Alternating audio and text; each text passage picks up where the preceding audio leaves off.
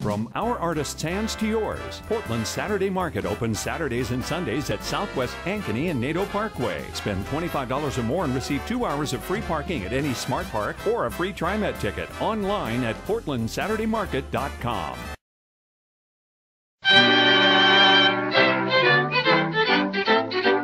And here's the Cinnamon Bear.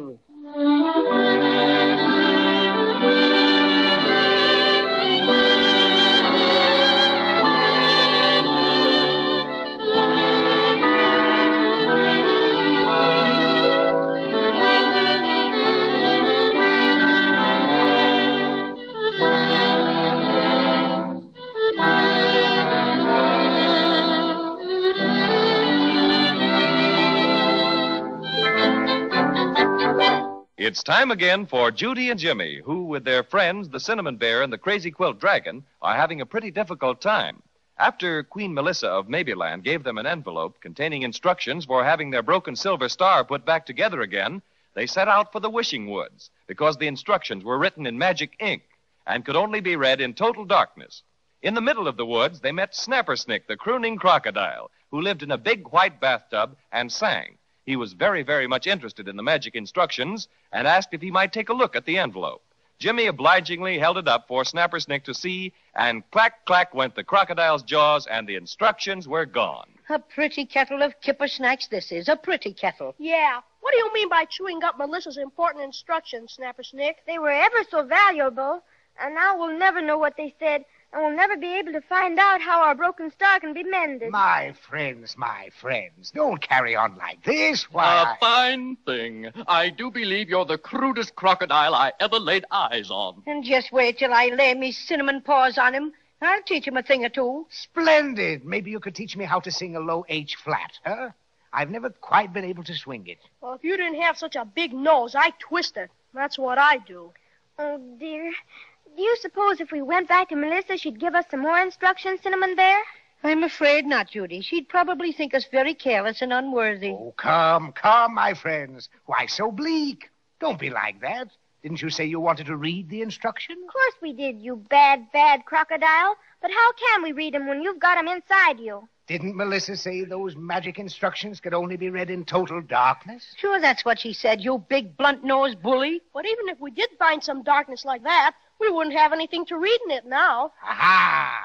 Did you ever stop to think that there's nothing more totally dark than the inside of a crocodile? Goodness gracious me. That's certainly total darkness, all right. But you're not suggesting, my good fellow, that one of us climb in and read them, are you? You bet he is. It's just a trick, Crazy Quilt. A low, deceiving, crocodilish trick. Balderdash, my fuzzy friend. I'm simply trying to be of assistance. That's why I grabbed Melissa's instructions and downed them. But that doesn't help us any. Even if they are in a total darkness now, we can't read them. No, but I can. Don't be funny, my bathtub baritone. How can you read them when they're snug in your tummy? Ha-ha! Just a bit of Snappersnick service. But perhaps a little explanation is in line, huh? A little light on the subject? You're daffy, just plain daffy. Not at all. You see, I can't read a thing with my eyes. Not a word. Mother forgot to send me to school when I was a lad. Consequently, when I want to know something that's in print, the only thing I can do is swallow it, wait till it's digested, and then I know what it says. You mean you just eat anything that's written, and you know what it is without looking at it? Exactly. And a voracious reader I was in my day, too. Used to digest 3 or 4 mystery stories a day. Got them from a circulating library. But finally they took my card away because I never returned the books. Oh, my goodness. You seem to have too literary an appetite, I suppose. Well, I couldn't return them, you see. Most annoying, too. Why, I haven't read any good books in ages. Have to content myself with old newspapers and magazines. Then you can read Melissa's instructions. Absolutely. Read anything I eat.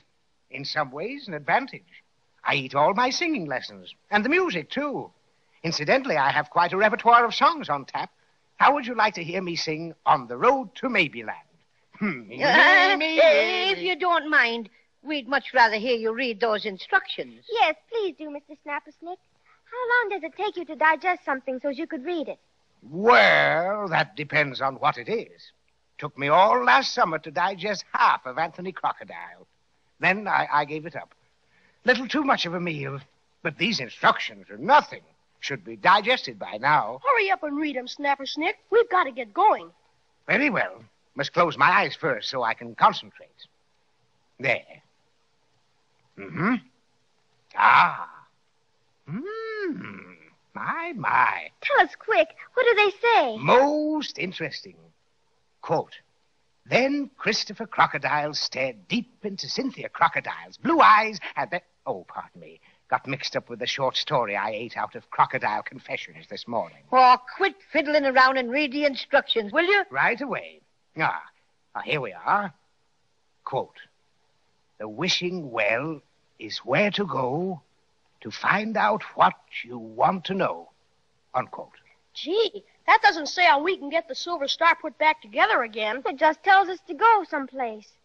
Are you sure you read them right, Mr. Snapper Snick? Positive. Right there in black and black. If you'll remember, Judy, Melissa said it would take a little extra magic to fix the star. This just means we'll have to go to the wishing well for further instructions. That's it.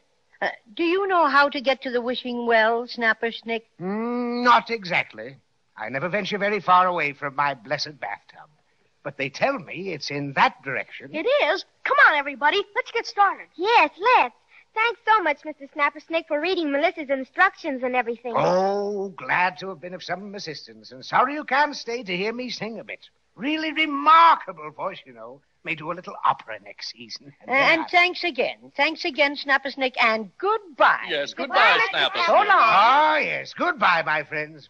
Regret I can't walk away with you, but must practice my scales now. Well, I guess everything has turned out for the best after all. I guess it has, all right. But my goodness, who'd have thought of reading those instructions in a crocodile's tummy? I was all ready to bust him one. It certainly was as close to total darkness as you'd be able to find anywhere. I wonder what we'll find out at the wishing well. Which wishing well do you think we're supposed to find? There must be more than one. That's why these are called the Wishing Woods. I fell into a lemonade wishing well once upon a time, you remember. But I didn't think to make a wish to keep my colors from running. I suppose we have to wish that the star is put back together again. Oh, that sounds logical. Gee, what's that? Sounds just like a clock. Well, what would a clock be doing here? I'm sure I don't know, but we find many strange things in the Wishing Woods, you know. It sounds like it came from over there. Let's go around this tree and see where it comes from. My goodness. It looks like a feather duster, but it's got shoes on. Yeah, and they look just like those old shoes of Uncle Jed's up in the attic. Yes. I know what it is. It's an ostrich. I've seen pictures of him. Ahoy, friend ostrich.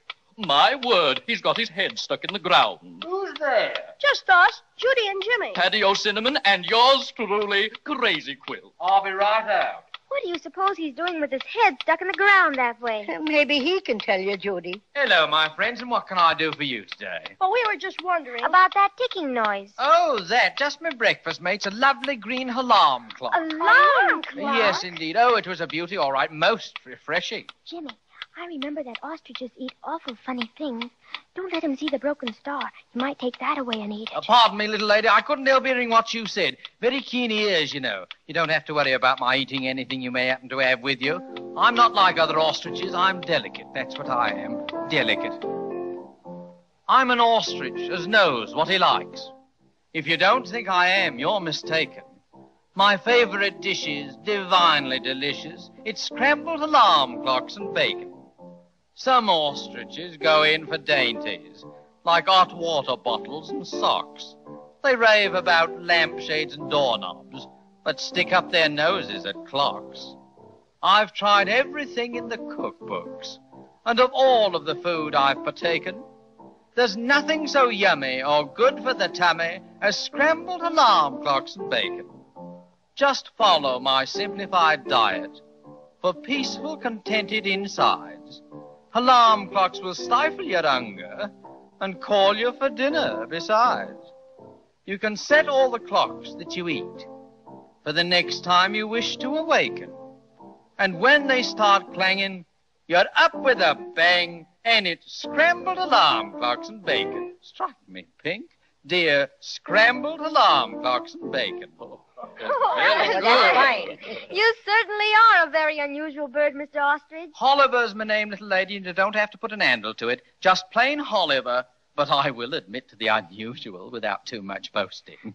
Would you mind telling us why you put your head in the ground? Not at all. Just having had my breakfast, I was indulging in a spot of meditation. He means he was thinking, Judy. Oh. And I always thinks best with me head that way. Do you know which way it is to the wishing well, Oliver? Rather, right in front of your nose it is. Where? A bit leftish of where I'm standing now. Do you see it? Oh, it looks just like an old tree stump. That may be, young man, but it's the wishing well for all of that. I can't...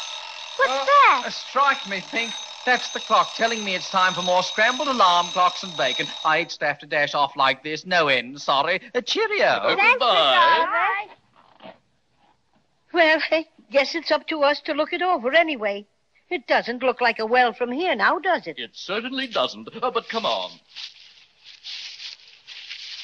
Gee, I can't see over the top of it at all. Can you, Judy? No, and I'm standing on my tiptoes, too. I can see over it. Certainly is dark down there. Stop taking up all the room, Crazy Quilt. Now, come on, let me look. Oh, certainly. Want a boost, Patio Cinnamon? No, I'll just climb up on your shoulder. Just as you like. Making it all right? Of course I'm making it all right. There. Well.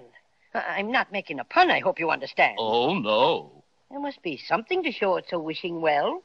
A sign or some writing. Awfully dark down there. What do you see, Cinnamon Bear? Not a blessed thing, Jimmy. Just a minute. I'll lean over a little farther and... I'm slipping out. Oh! Oh, my goodness.